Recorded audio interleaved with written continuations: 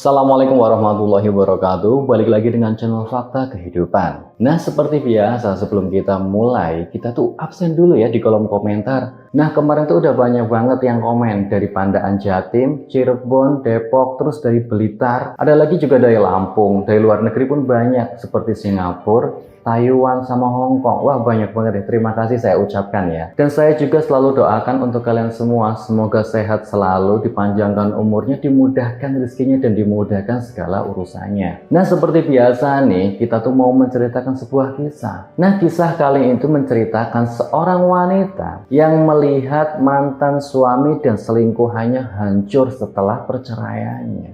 Wah, gimana nih? Ada kisah apa di baliknya nih? Banyak banget dong dari kalian yang penasaran dengan kisah ini. Ya udah, nggak usah lama-lama lagi, kita masuk ke ceritanya.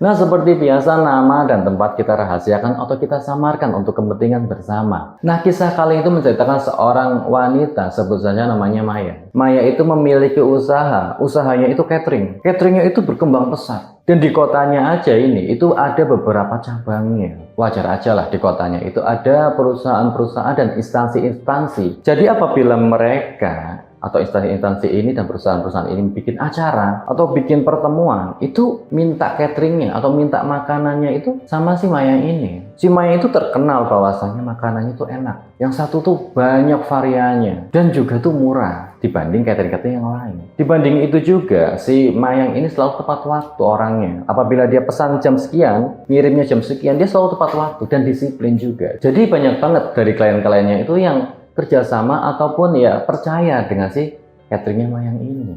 Hingga pada suatu hari, itu tuh si Mayang itu sedang masak bersama karyawan-karyawannya. Sedang menyiapkan pesanan. Ada orderan besar, terus dia lagi nyiapin bersama karyawan-karyawannya pada suatu hari itu. Seperti biasa, saat dia sedang mengerjakan cateringannya, mengerjakan orderan itu, dia tuh sambil menonton berita. Ya, sembari hiburan lah bersama karyawan-karyawannya itu. Tiba-tiba terpampang sebuah berita. Itu tuh ada seorang laki-laki yang terkena kasus korupsi perusahaannya. Ya, laki-laki itu tidak lain tidak bukan itu Dito. Dito itu adalah mantan suaminya si Mayang. Mayang tuh ya langsung terpaku lihat berita itu. Bahwasannya perusahaannya si Dito itu mengalami kebangkrutan atau terancam gulung tikar dikarenakan ada salah satu karyawannya itu yang korupsi besar-besaran. Dito mengalami kerugian yang begitu besar. Fotonya Dito itu terpampang di berita itu. Karyawan-karyawannya pun yang melihat berita itu juga ya bisik-bisik, bukannya itu mantan suaminya Bu Mayang ya? Pada ngomong tuh, pada ngobrol-ngobrol kecil lirih gitu.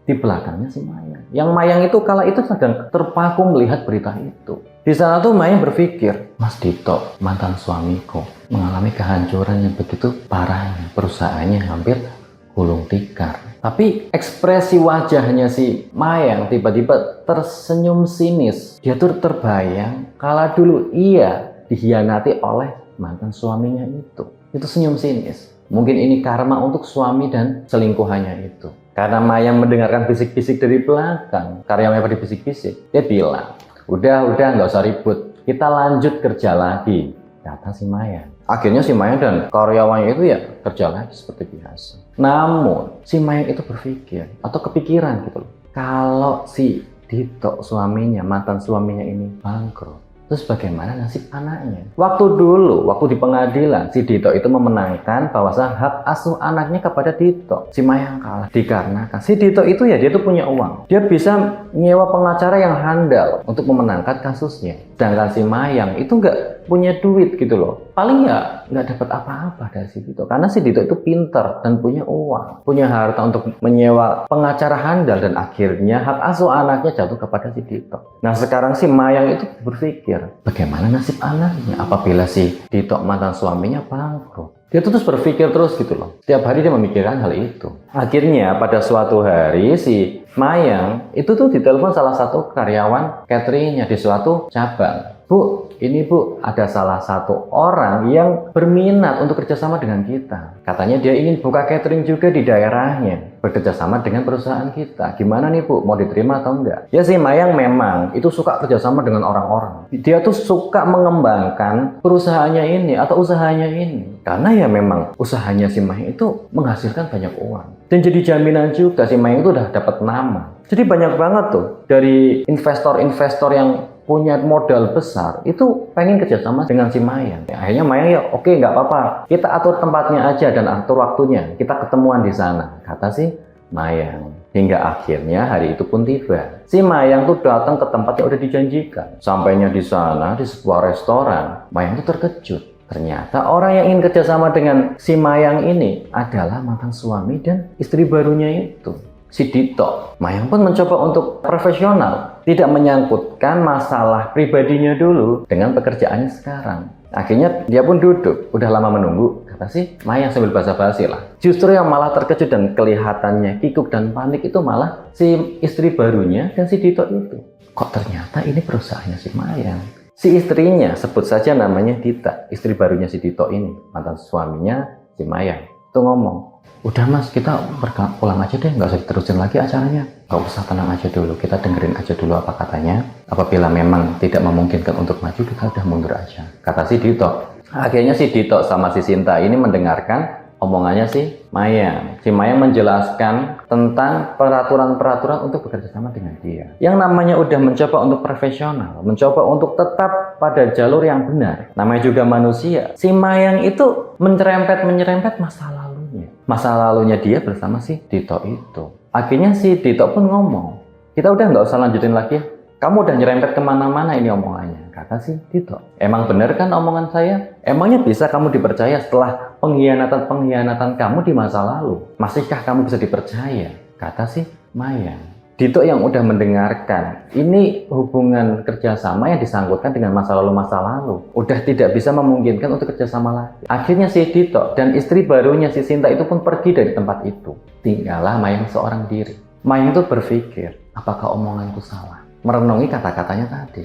Ternyata memang si Mayang itu udah nggak profesional lagi. Dia sedikit agak menyesal atas omongan-omongan kasarnya kepada mantan suaminya dan istri barunya itu. Sedikit agak menyesal. Terus si Sinta tuh berpikir, lalu bagaimana dengan anakku? Apabila si Dito dan istri barunya udah nggak punya harta lagi, gimana kehidupan anaknya, gimana kehidupan sekolahnya, gimana kehidupan sehari-harinya. Dan kabar-kabarnya si Dito itu asetnya udah pada dijual semua untuk membayar hutang-hutangnya yang dikorupsi sama karyawannya itu.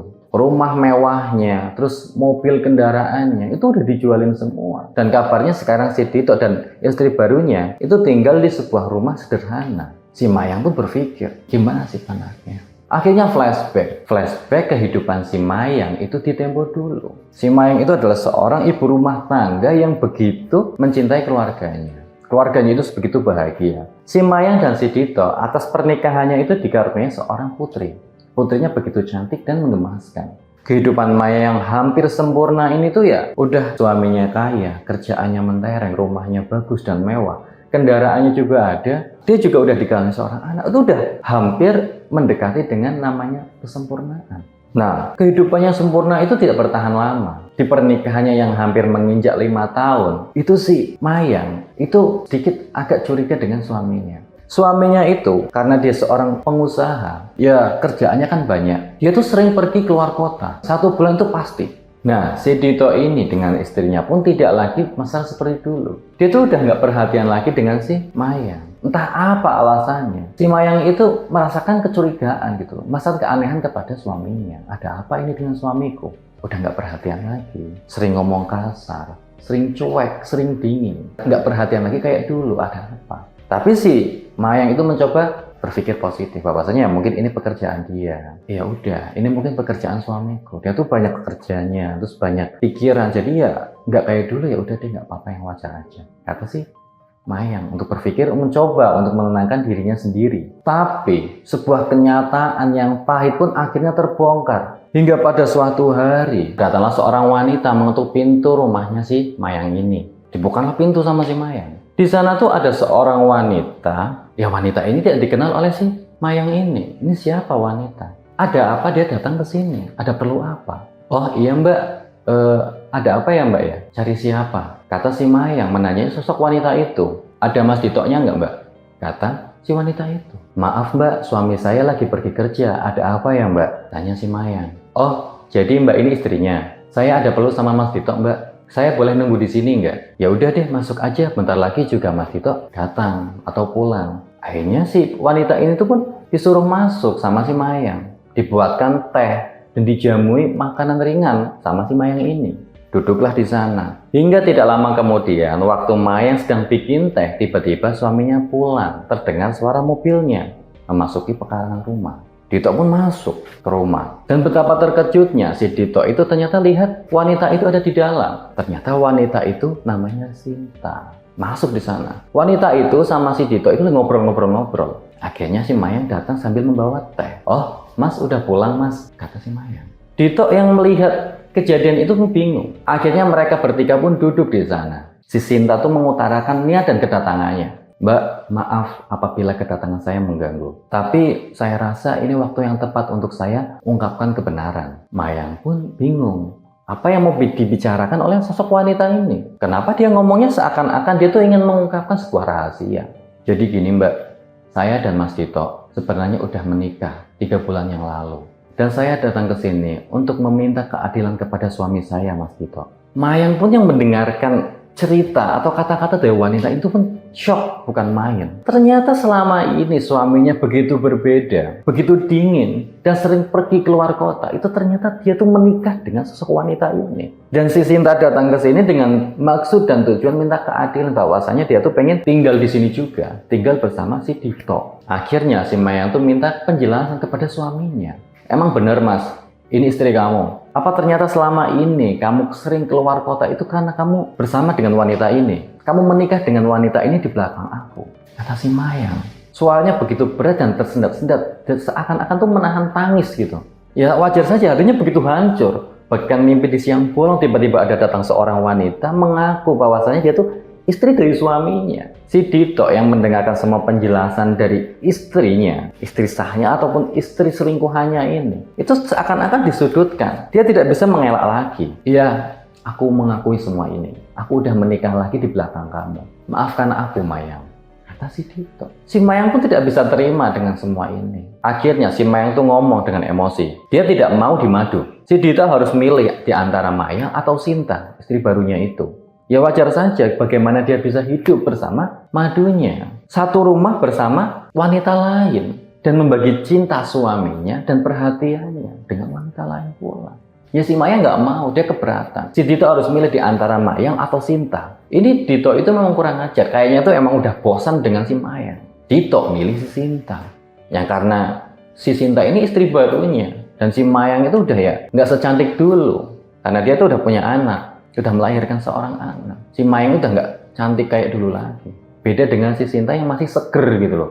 Akhirnya disitulah mereka merencanakan perceraian. Mayang dan Dito akhirnya bercerai. Dan hak asuh anak itu jatuh kepada si Dito. Nah si Mayang itu yang flashback, membayangkan masa lalunya begitu pahit. Tidak sadar meneteskan air mata. Ya bagaimana ya seorang wanita membayangkan pedihnya pengkhianatan suaminya. Yang begitu naas gitu loh, menikah di belakangnya, menikah diam-diam, dan datang seorang wanita pengen hidup bareng, ya siapa yang mau? Akhirnya bercerai. Tapi si Mayang itu tidak bisa jauh dari pikirannya. Bagaimana nasib anaknya apabila si Dito dan istrinya yang baru ini tuh miskin gitu? Nasibnya gimana? Kehidupan anaknya bagaimana? Akhirnya si Mayang pun pulang. Di rumah dia terus memikirkan hal itu. Atas kejadian tadi pagi yang dia bertemu dengan mantan suaminya dan istri barunya dan nasib anaknya. Dia terus berpikir, dia tuh stres akhirnya, banyak pikiran. Si Mayang memutuskan untuk datang ke seorang psikolog. Dia mencurhatkan atau menceritakan semua keluh kesahnya yang ada di pikirannya. Dia berharap menemukan jalan keluar dan jalan solusi untuk pikirannya ini. Akhirnya psikolog tuh menerangkan bahwasannya ya masa lalu ya tinggal masa lalu. Sekarang perkuat diri sendiri dengan mental. Jangan jadikan masa lalu itu ya hambatan atau penghalang diri kita untuk berkembang di kehidupan yang baru. Hilangkan dendam, hilangkan ya luka-luka itu demi hal yang lebih baik, kata psikolognya seperti itu. Sesampainya di rumah, si Mayang itu meresapi pesan-pesan yang diberikan oleh psikolognya. Bahwasanya memang benar, dendam itu tidak membuahkan apapun. Dan masa lalu hanya menjadi beban atau menjadi halangan, rintangan dia untuk terus berkembang. Akhirnya si Mayang setelah memikirkan hal ini, ia merencanakan bertemu lagi dengan si Dito. Dan si Dito pun kebetulan berkenan. Ya bagaimana lagi, mungkin si Dito itu suaminya nggak ada kerjaan lain gitu loh. Nggak ada jalan lain. Semakin kesini pun pasti tabungannya makin berkurang. Apabila tidak diputarkan, dibuat usaha, bagaimana dia mau hidup bersama istrinya dan anaknya. Akhirnya si Dito pun mau bertemu dengan si Mayang. Di sana tuh Mayang mengucapkan permintaan maafnya atas kejadian kemarin, pertemuan yang terakhir. Bahwasanya dia ingin bekerja sama dengan si Dito, memulai hidup baru dan melupakan masa lalu. Kerja ya kerja, masa lalu ya masa lalu. Akhirnya di sana pun si Dito mau gitu, berkenan bekerja sama dengan si Mayang. Karena si Dito itu melihat sorot mata si Mayang itu tulus. Tidak ada niat jahat ataupun niat balas dendam di dalamnya. Si Dito pun akhirnya mengutarakan permintaan maafnya atas kejadian tempo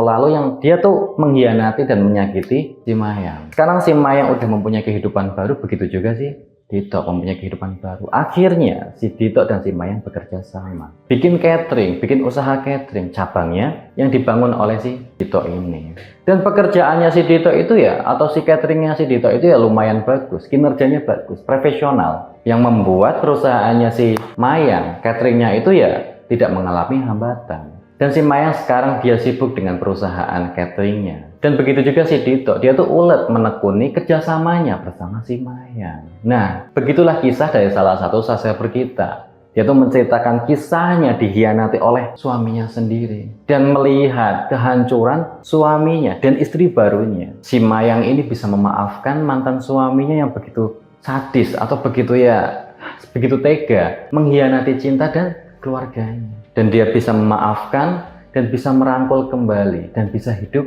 dengan kehidupannya yang baru. Semoga kita bisa mengambil hikmah dan nilai-nilai penting di dalamnya. Nah, bagi kalian semua yang pengen ngirimin kisah-kisah atau cerita-ceritanya kepada kami, kalian bisa kirimin lewat WA atau Instagram di bawah ini. Dan kalian juga bisa komen-komen dan memberikan saran-saran yang membangun untuk fakta kehidupan lewat komen-komen kalian. Tetap dukung channel kami dengan cara like, komen, dan subscribe agar kami itu selalu bikin video-video, membawain kisah-kisah dan cerita-cerita unik yang kita bisa bawakan untuk kalian semua dan bisa diambil nilai manfaatnya. Nah, cukup sekian dari saya. Tunggu video-video berikutnya. Wassalamualaikum warahmatullahi wabarakatuh.